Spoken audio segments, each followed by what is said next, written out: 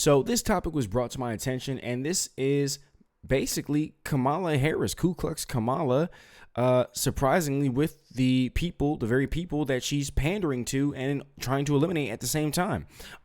She's fighting to delete their kids, but at the same time, she's also pandering to them in an all-black barbershop in Philly.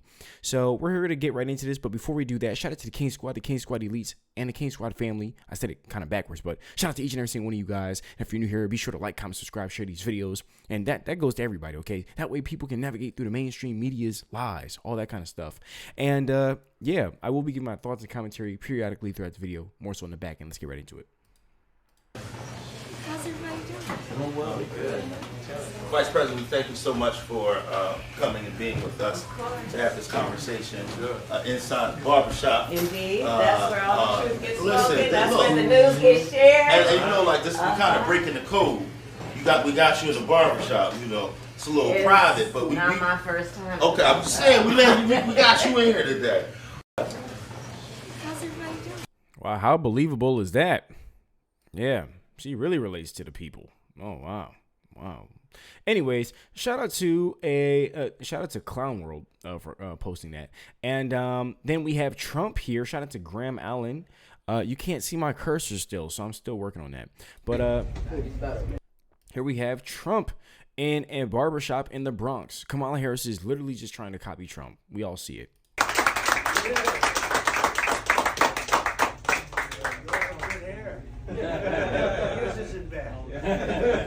Nice to see you all. Welcome. It's our pleasure. How good are the barbers here? Excellent. Very good. I can see they're good. They look good. Nice soft floor. What's that all about? That's all the back. Is this the back? Nice to see you all. Big hands. Strong guy. Nice to see you. So you're the owner? My son is the owner. He owns his father. Oh, you did that very nice and easy, huh? Is he as good as you? He's great. He's better. Nice to see you. Thank you very much.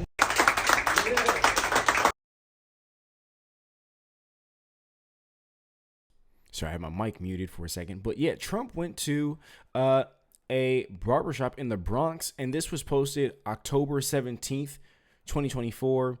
And then here we have it October 27th, 2024, where Kamala Harris is going to a barbershop trying to connect to the very people that she's trying to pander to.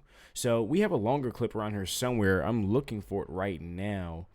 But yeah, it's really just like sickening. I mean, is there anything real about Ku Klux Kamala? I don't think so. It appears to be nothing real about her. She just panders and lies, and this is why we call her Kamala the Chameleon. Let's get right into this next clip. Shout out to Pintunis World. And they say, and this was posted October 27, 2024, in a desperate attempt to mimic Trump, Kamala Harris's campaign staged her at a barbershop today. You can't make this stuff up.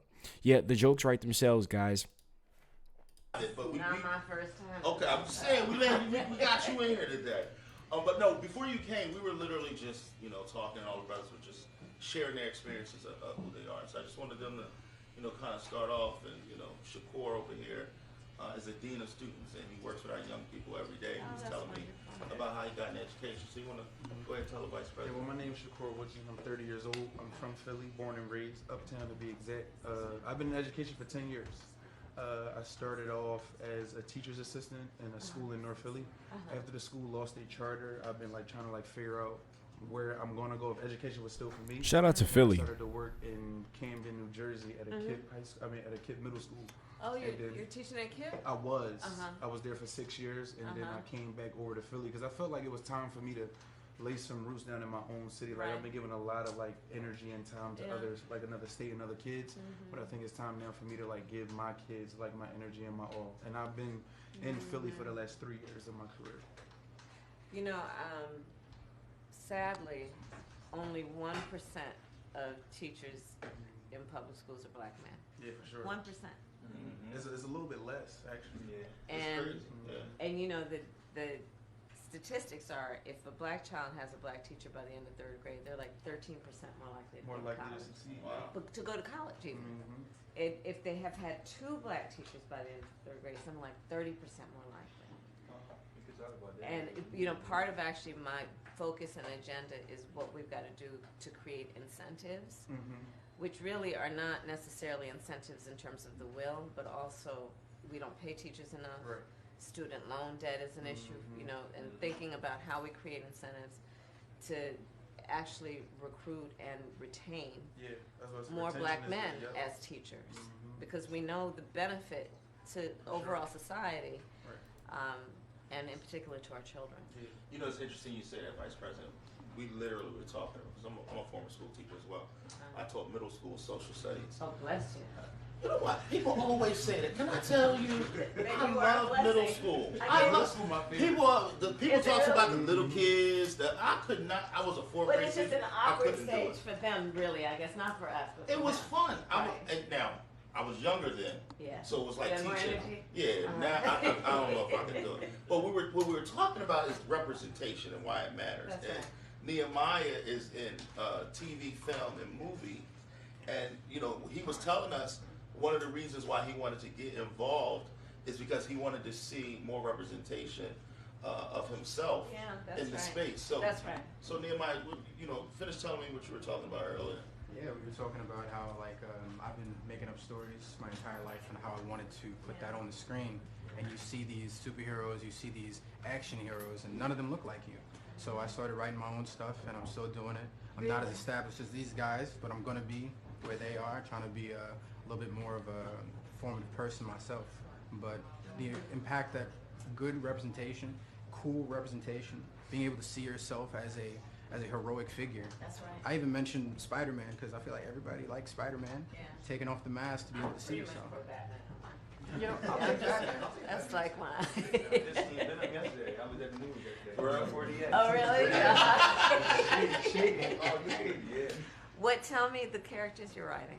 So right now we are doing this kind of death of a cowboy type thing. Death is kind of going through a midlife crisis. We're trying to hit through issues that people have in real life. Yeah, right. Everybody feels lonely. Everybody Yeah, that's feels true.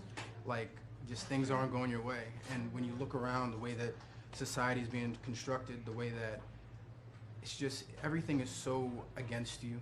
No matter who you are, you're gonna have to hit the same roadblocks in life. And we want to make so that everybody feels connected in that, because you can relate to that deep feeling regardless of who you are, of feeling that isolation. So we want to do that, do it in a comedic way, reach out. But it's just, I feel like my main thing is just make something cool and then people will come see it. And that's really what we've been focusing on. I've been traveling from Philly to New York to Atlanta, just trying to get my footing. And when you hear that you're a film major, like the numbers start ringing in the head. That was in 2020. I decided to do that. Terrible financial decision. I'm kind of happy, but I'm working Well, you're to. an artist. Yeah, so you know what you're signing up Right. for. Right. But you were talking about student loan debt. Student loan Attached debt. to your artistry. So talk a little. So you know what I'm talking about. It comes in with everything, and it makes it so that they already say that you can't do these things unless you have a college education. They say that you can do other things, but we know that's not true. I can go on Indeed, I can go to any job site, they're asking for 16 years of experience. And that's just not something someone out of the gate's gonna have. I want it so that younger filmmakers, dreamers, people that want to put stuff on the screen, they don't have the same roadblocks that I had, that they had to take out a loan, go to these loan sharks. Obviously, student loan forgiveness is something you have been passionate about, but not just that, but putting publicly funded programs into these schools. One of the things about, like, even in Europe, they have publicly funded theater programs, publicly funded stuff where you can reach out You and are get invested. and public funding in the arts is a huge issue. And to your point, even if a child does not, if that's not their passion or their, right, if their road, just bringing arts to our kids allows them to explore. So I guess that's the entirety of the clip. I guess they're putting the camera down here or something.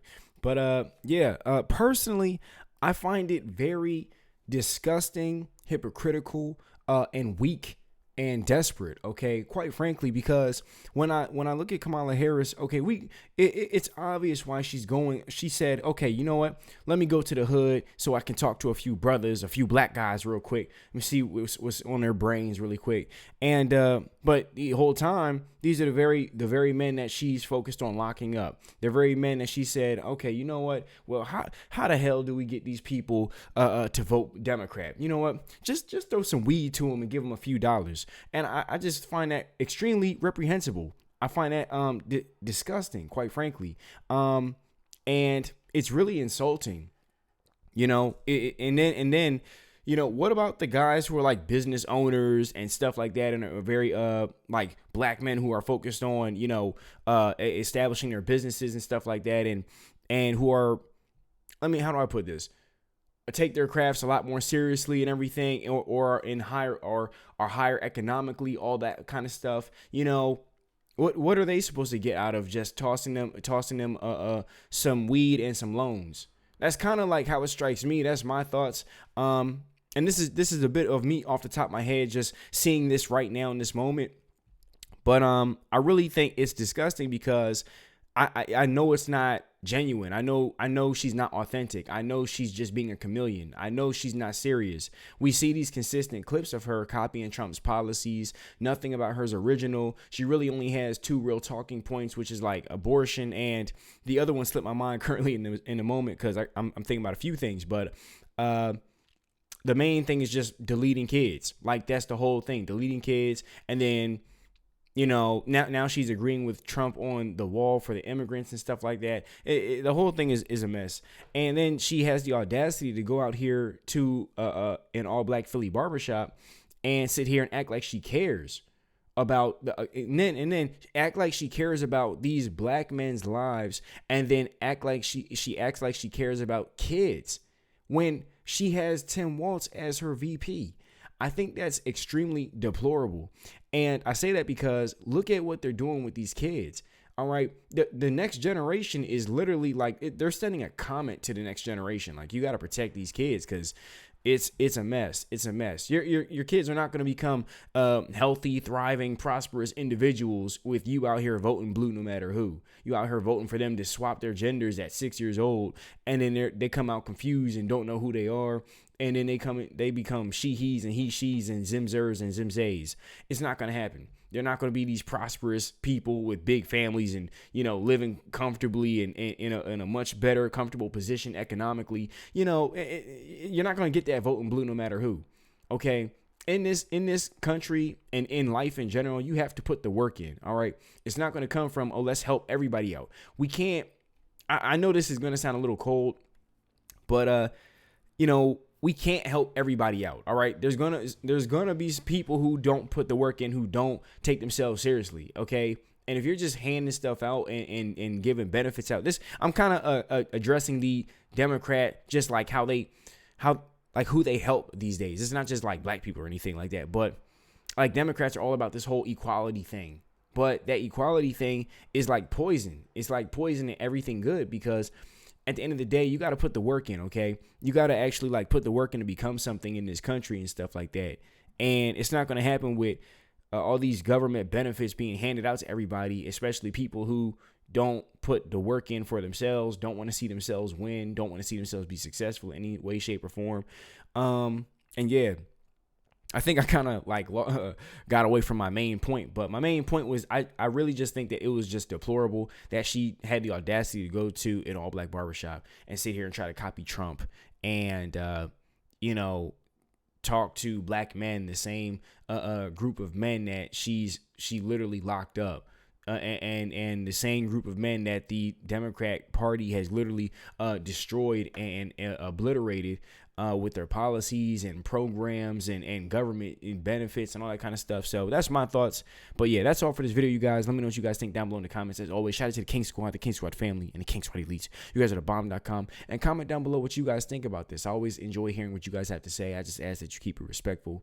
And thank you for watching this video all the way through and leaving a positive comment. Hope everybody's drinking their water and making their money legally and getting some daylight, all that beautiful stuff. Because, yeah. They definitely want to get you down, you know, so always keep your head up, all that kind of great stuff. And I say that because, you know, you never know who needs to hear that. And if you need some good news, well, you woke up this morning, and that's a great thing in itself. So I'll see you guys in the next one. Peace.